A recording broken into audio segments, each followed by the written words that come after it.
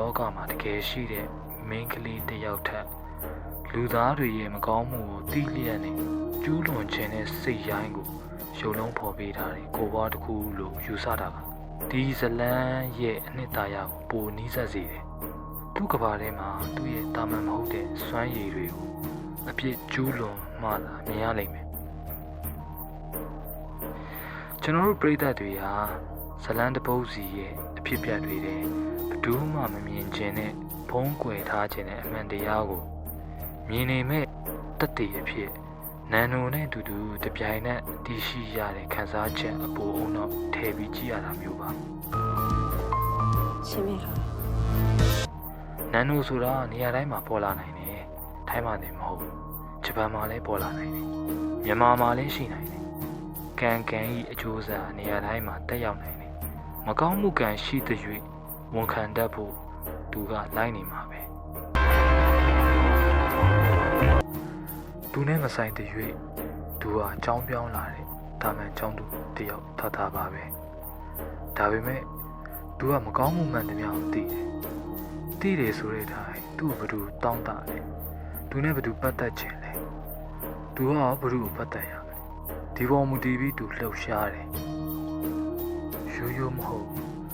တာမန်လူတွေမစွမ်းတဲ့မောအသက်တွေနဲ့လှုပ်ရှားတာ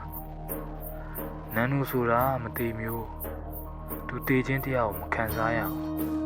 ဒဏ်ရာတွေနဲ့သူ့ကိုတေးသွားပြီလို့မြင်ခဲ့ရင်တော့နောက်တစ်နေ့မှာသူမသေးပဲပြန်လာလိမ့်မယ်ဒါကြောင့်သူ့အကြောင်းတည်သွားသူတွေအတွက်နန်းနူဆိုတာတာမန်မင်းကလေးမဟုတ်တော့ပဲနတ်ဆိုးလားနတ်ဖျားမတပါးလားဆုံးမလားတခုခုပဲတေးကြတာသူလူမဟုတ်ဘူးလို့ကောက်ချက်ချကြလိမ့်မယ်သူဘလို့ရုပ်ရည်လဲဆိုတာတက်သူဘာလုပ်နိုင်တယ်လဲဆိုတာပိုအရေးကြီးတယ်ဒါကြောင့်ရခင်မင်းသမီးကီတီချီချာဖြစ်ဖြစ်ဘက်ကီအမ်စထရောင်းပဲဖြစ်ဖြစ်နောက်ထပ်ဘဒူးယုံနေမဆိုနန်နိုဆိုတာနေရာတိုင်းမှာပေါ်လာနိုင်တယ်ဘာကြောင့်လဲဆိုတော့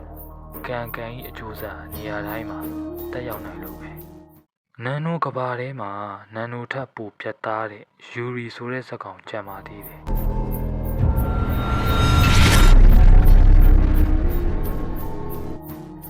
ယူရီကဒေါသနဲ့အာဃာတကိုရှေ့တန်းတင်တယ်ချက်ချင်းအပြတ်ရှင်းတဲ့သဘောတရားကိုတင်စားထားနိုင်တဲ့ဇာတ်ကောင်မျိုးပေါ့နန်နိုတို့ယူရီတို့ဆိုတာအပြင်လောကလက်တွေ့ဘဝတွေကရှင်သန်မှုဆိုတာထက်အပြစ်ဖန်တီးသူနဲ့အပြစ်ပေးခံရသူခြားတဲ့ကအငုံစိတ်တွေကိုကိုစားပြုနေတယ်လူတစ်ယောက်ဟာမကောင်းမှုတစ်ခုခုလုပ်ချင်တဲ့အခါစိတ်ထဲမှာလှုပ်လိုက်ရကောင်းမလားဆိုတဲ့အတန်လေးရှိတတ်တယ်မလားအဲ့ဒါအတန်ဒါကြောင့်နန်နိုဇလန်းကြည့်မယ်လိလာမယ်ဆိုရင်တချို့ပြောကြသလိုအုံနောက်ဖြုတ်ပြီးကြည့်ရတာမဟုတ်အုံနောက်ပို့ထဲပြီးကြည့်ရတာမျိုးကျွန်တော်တို့ပရိသတ်တွေဟာဇလန်းတပုတ်စီရဲ့အဖြစ်ပြတွေတဲ့ဘယ်သူမှမမြင်ခြင်းနဲ့ဖုံးကွယ်ထားခြင်းနဲ့အမှန်တရားကိုမြင်နေမဲ့တူးသေးတော့တတ်တည်အဖြစ်နန်နိုနဲ့အတူတူတပြိုင်နက်တည်ရှိရတဲ့ခံစားချက်အပေါ်အောင်တော့ထည့်ပြီးကြည့်ရတာမျိုးပါမကောင်းမှုကံရှိတဲ့၍ဝန်ခံတတ်ဖို့သူကလိုက်နေမှာပဲတကယ် from nowhere ထိုင်းဇလန်တွေကနန်နိုဇက်ကောင်အကြောင်းကိုပြောပြခဲ့တာဖြစ်ပါတယ်